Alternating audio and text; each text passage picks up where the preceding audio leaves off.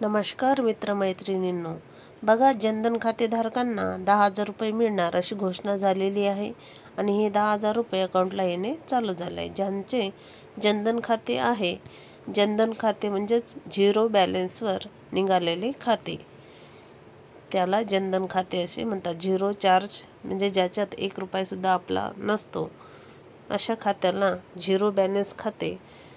ज्यांनी असे खाते काढले आहे त्यांना 10,000 रुपये हे मिळणार आहे. तर बघा कशा पद्धतीने मिळणार, काय करावे लागणार, हे सर्व माहिती आपण बघूयात. आणि जे कोण नवीन आले असतील प्लीज त्यांनी चॅनलला सबस्क्राईब करून घ्या, लाईक शेअर करा तुमच्या मित्रांना, ज्यांना कोणाचे जनधन खाते असेल त्यांना. तर बघा खाते असेल तर लगेच तुम्हाला 10,000 रुपये मिळणार. यादीत तुमचे नाव बघा 29 ऑगस्टची ही अपडेट आहे. तर PM जनधन योजना, तर प्रधानमंत्री जनधन योजना हा भारत सरकारने 28 ऑगस्ट 2014 रोजी सुरू केलेला उपक्रम आहे किंवा कार्यक्रम आहे. समाजाला बँकिंग, बचत आणि ठेव खाती, प्रेषण कर्ज, विमा आणि निवृत्तीवेतन यासारख्या वित्तीय सेवांमध्ये परवडणाऱ्या दरात प्रवेश प्रदान करणे हे मुख्य उद्दिष्ट आहे. म्हणजेच जे मागासलेले, ज्यांच्यापर्यंत खाते नव्हते, महिलांचे किंवा कोणाचे पण, त्यांना जे मुख्य प्रवाहात आणणे हा याचा उद्देश होता. पंतप्रधान जनधन खाता योजना, तर बघा PM जनधन योजना यादी खाती शून्य शिल्लक ठेवून उघडता येतात. बघा शून्य म्हणजे पैसे 1 रुपयासुद्धा खात्यावर न ठेवता हे खाते उघडता येते, ज्यामुळे आर्थिकदृष्ट्या दुर्बल घटकांना बँक खाते उघडणे आणि देखरेख करणे सोपे होते. खातेधारकांना रुपे डेबिट कार्ड मिळते, जे रोख पैसे काढण्यासाठी आणि ATM, पोस्ट टर्मिनल आणि ई-कॉमर्स वेबसाईटवर व्यवहार करण्यासाठी वापरले जाऊ शकते. या योजनेचा मुख्य उद्देश महिलांसाठी खाते उघडणे, त्याद्वारे त्यांना आर्थिकदृष्ट्या सक्षम करणे आणि आर्थिक प्रवेशामध्ये लैंगिक समानतेला प्रोत्साहन देणे हा आहे.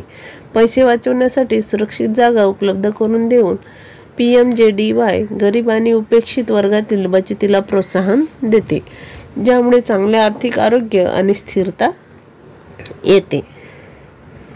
बघा PMJDY प्रमुख वैशिष्ट्ये आणि त्याचे फायदे. पंतप्रधान जनधन योजना यादी प्रत्येक कुटुंबाला किमान शिल्लक रक्कम आवश्यक आहे. एखादी व्यक्ती मूलभूत बचत बँक खाते त्याशिवाय उघडू शकते. खातेदारांना रुपे डेबिट कार्ड मिळते, जे अंगभूत अपघात विमा संरक्षणासह येते. बघा जे रुपे डेबिट कार्ड, ATM कार्ड असते ते विमा संरक्षणासह असते, त्याच्यावर आपल्याला विमा लागू असते. 6 महिने खाते समाधानकारक चालल्यानंतर 10,000 पर्यंतच्या ओव्हरड्राफ्ट सुविधेसाठी पात्र असतो. तर किती महिने समाधानकारक खाते चाललं लागते, तर 6 महिने. नंतर आपल्याला 10,000 रुपयाची योजना आहे, त्याच्यानुसार आपल्याला सुविधाही मिळते. तर बघा सरळ दिला आहे. 6 महिने खाते समाधानकारक चालल्यानंतर 10,000 पर्यंतचा ओव्हरड्राफ्ट सुविधेसाठी आपण पात्र असतो. नेक्स्ट बघा पंतप्रधान जनधन योजनेचे फायदे बघूया. समाजातील वंचित घटकांसाठी बँकिंग, कर्ज, विमा आणि पेन्शन यासारख्या वित्तीय सेवांमध्ये प्रवेश सुनिश्चित करते. आर्थिक बहिष्कार कमी करते आणि ग्रामीण आणि शहरी लोकसंख्येमधील अंतर कमी करते. प्रत्येक कुटुंबाला किमान एक मूलभूत बचत बँक खात्यात प्रवेश प्रदान करते. शून्य शिल्लक ठेवून खाते उघडता येते, त्यामुळे ते आर्थिकदृष्ट्या दुर्बल घटकांसाठी सुलभ होते. खातेधारकांना रुपे डेबिट कार्ड मिळते, ज्याचा वापर रोख पैसे काढण्यासाठी आणि खरेदीसाठी केला जाऊ शकतो. कॅशलेस व्यवहार आणि डिजिटल बँकिंगला प्रोत्साहन देता येते. प्रधानमंत्री जनधन योजनेसाठी अर्ज कसा करायचा, तर बघा सरळ तुम्ही अधिकृत बँकेत जाऊन योजनेसाठी म्हणजे या पासबुकासाठी अर्ज करू शकता, जनधन खाते खोलासाठी, किंवा ऑनलाईन सुद्धा करू शकता. बघा अर्ज डाउनलोड करा आणि त्याची प्रिंट करा.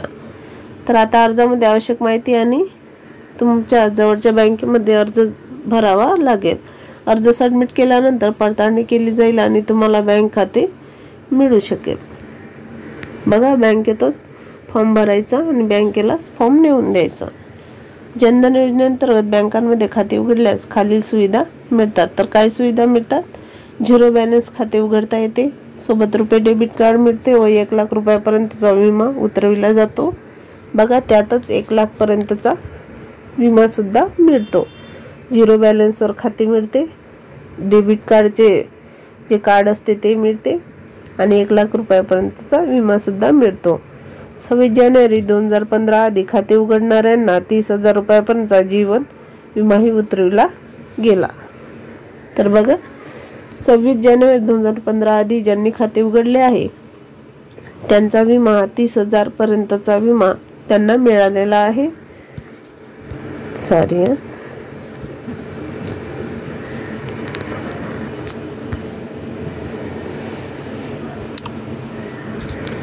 त्यांना हा विमा मिळालेला आहे. खाते उघडल्यानंतर 6 महिन्यांनी खातेधारकाला 5,000 रुपयापर्यंतचे अधिकर्ष कर्ज मिळू शकते. बघा, खाते उघडल्यानंतर 6 महिन्यापर्यंत त्याला 5,000 पर्यंत अधिक कर्ज हे मिळू शकते.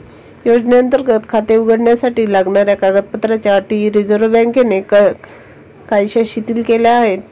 त्यामुळे ओळखपत्रासाठी अगदी गावातील सरपंचाचे शिफारस पत्र सुद्धा ग्राह्य धरले जाते. या योजनेमुळे खालील सकारात्मक बदल होणार आहेत. तर कोणते बदल होणार आहे?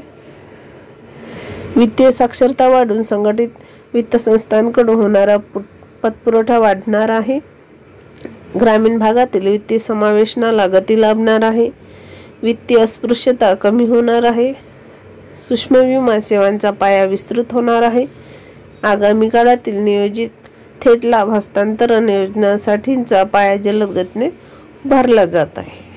या योजनेचा उद्देश आर्थिक सेवांचा लाभ देशातील गरीब आणि वंचित जनतेपर्यंत पोहोचवणे आहे. विशेषतः बँक खाते उघडणे, बँकिंग सुविधा प्रदान करणे, आर्थिक साक्षरता वाढवणे आणि लोकांना विमा तसेच पेन्शन सेवा उपलब्ध करून देणे ह्या योजनेचे मुख्य उद्दिष्ट आहे. तर हे याचे मुख्य उद्दिष्ट होते ह्या योजनेचे. बँकिंग सुविधा प्रदान करणे, खाते उघडून देणे 0 बॅलन्सवर आणि विमा पण उपलब्ध करून देणे, त्याच्यावर पेन्शन सुद्धा मिळते आणि 10,000चा आर्थिक सहाय्य सुद्धा मिळते. आणि ज्याचं 2015 मध्ये म्हणजे आधी खातं खोललेलं आहे त्यांना 30,000 पर्यंत आर्थिक लाभ सुद्धा मिळालेला आहे. अशी ही योजना आहे. त्यामुळे जनधन खाते सर्वांनी काढा. ज्याचे नसेल काढले त्यांनी आता पण काढू शकता. तर बघा, अशी महत्त्वपूर्ण माहिती होती. अशीच माहिती मिळवण्यासाठी चॅनलला सबस्क्राईब करून ठेवा. तुम्हाला नवनवीन व्हिडिओ लगेच मिळून जाईल, नोटिफिकेशन मिळून जाईल. चला तर भेटूया अशाच महत्त्वपूर्ण नेक्स्ट व्हिडिओत.